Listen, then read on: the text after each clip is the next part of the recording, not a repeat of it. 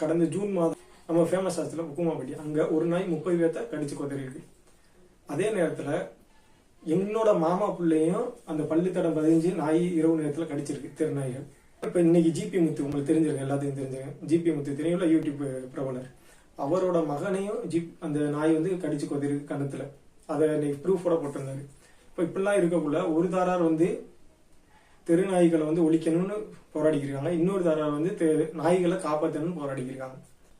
கடந்த சில நாட்கள் முன்பு உச்சநீதிமன்றம் தாமாவே முன் வந்து இந்த தெருநாய்களுக்கெல்லாம் ஒரு கரெக்டான ஒரு காப்பகத்தில் பாதுகாக்கணும்னு ஒரு தீர்ப்பை கொடுத்திருக்கு.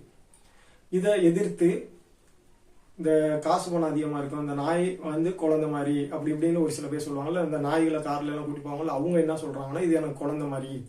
ஓகே, குழந்தை மாதிரி சொல்றீங்க, அப்ப குழந்தைய எப்படி பாதுகாப்பீங்களோ அதுக்கான உணவு போட்டு கரெக்டா பாதுகாக்கணும். இப்ப மிடில் கிளாஸ் மக்கள் இருக்காங்க, அவங்க ஒரு நாய் வளர்க்கணும்னு ஆசைப்படுவாங்க, அவங்க கொண்டாடுவாங்க, அவங்களால கன்சிஸ்டன்சியா அந்த நாயை வந்து மெயின்டைன் பண்ண முடியாது. அதனால ஓரளவு வளர்த்துட்டு அதுக்கப்புறம் விட்டுருவாங்க, அது வாட்டுக்கு வெளில போய் தெரியும். ஒரு சில நாய்களுக்கு எப்படி நோய் ஏற்படுது, பல உயிரினால தாக்கத்தினால நோய் ஏற்படலாம், இல்ல யாரோ கல்ல விட்டு எறிகிறது, இந்த மாதிரி நாய்களுக்கும் இது பாதிப்பு ஏற்படுது. மனிதர்களுக்கு ஒரு சைடு பாதிப்பு ஏற்பட்டாலும் நாய்களுக்கு ஒரு சைடு பாதிப்பு ஏற்படுது.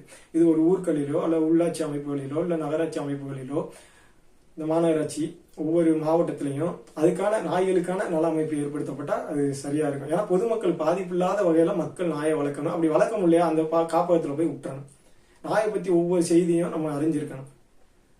அது இல்லாம விட்டோம்னா இவ்வளவு பிரச்சனை ஏற்படுது. அதுல ஒருத்தவங்க பிரபல சீரியல் நடிகை நம்ம கூட பார்த்திருப்போம், சின்ன வயசுல இருந்து பார்த்திருப்போம். அவங்க சொல்றாங்க இது குழந்தை மாதிரிதான், நாங்க அதை எதிர்க்கிறோம், அது எப்படி நாயை நீங்க சிறையில் அடிக்கன்னு சொல்ல, அவங்க ஒரு காப்பகத்தை வச்சு முறையா பாதுகாக்கணும்னு சொல்றாங்க. நாயை பாதுகாக்கக்கூடியவர்கள் அது முறையா பாதுகாக்கணும். முறையா பாதுகாக்கக்கூடிய இல்லாத பட்சத்துல அதுக்கான நலமைப்புகள் ஏற்படுத்தப்படும், அனைத்து மக்களும் பொதுமக்கள் பாதிப்பு இல்லாத வகையில. இது என்னுடைய கருத்து. உங்களுடைய கருத்து என்னன்னு நீங்க சொல்லுங்க.